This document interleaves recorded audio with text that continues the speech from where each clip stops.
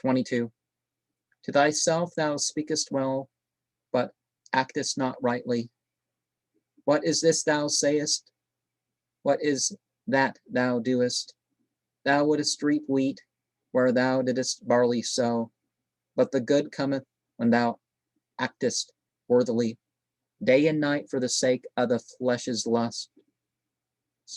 But thou takest the trouble to count the hairs of thy head, but in seeing the truth, like unto the hare, with eyes wide open, thou puttest thyself to sleep. Shouldest thou upon the impaling stake be placed, or shouldest thou be precipitated into a well? Thou hast neither those eyes nor those ears, by means of which thou mightest hear or see. The very branch, actually, on which thou sittest, thou cuttest off, thou actest like one that is blind. Thou plantest thorns in the midst of that path, on which every moment thou thyself journeyest. If any worldly loss should come upon thee, thou lamentest thereat, and makest thine eyes red. But though faith and religion should leave thee altogether, thou makest that a matter of not the least concern. For the sake of sweet-flavored, dainty victuals, thou willingly acceptest 100 heats and colds. No dog, even for the sake of its belly, would practice such despicable acts as those that thou committest. Sometimes thou usest force, at others entreatest, at times actest with humility, at others with pride. This one body for the sake of the world's lusts thou now makest a dog of, and now a wolf.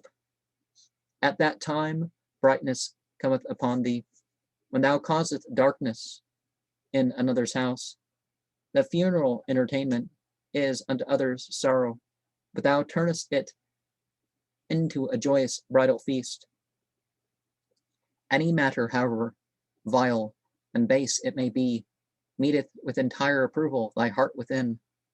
Thou neither feelest shame, nor countest it a fault, however improper the act that thou committest. Now thou becomest a monk, now turnest priest, sometimes blackenest the eyelids, at others dressed in green, at times a strolling singer, with hand to forehead bowing, sometimes a soldier, thou takest a sword and dirk, at times thou heavest sighs, at others weepest, sometimes speakest choleric words, at others cold ones. All these are caused through the promptings of the flesh. Thou turnest water into fire, O thou sensualist. Though the worship of God is incumbent upon all, neither do these things constitute it, nor dost thou perform. Say then, in what employment wilt thou delight?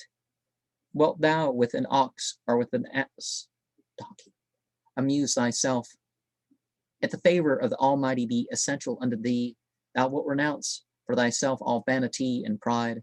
Thou wilt thyself tread carnality under thy feet, and wilt upon another spot thine eyes direct. Thou wilt seize contentment with thy hands. Thou wilt consider carnality and the devil thieves. Thou wilt follow in the steps of the good always. With heart and with tongue thou wilt imitate them. What canst thou by thine own evil disposition against others effect? Thou wilt merely bring injury and calamity upon thyself.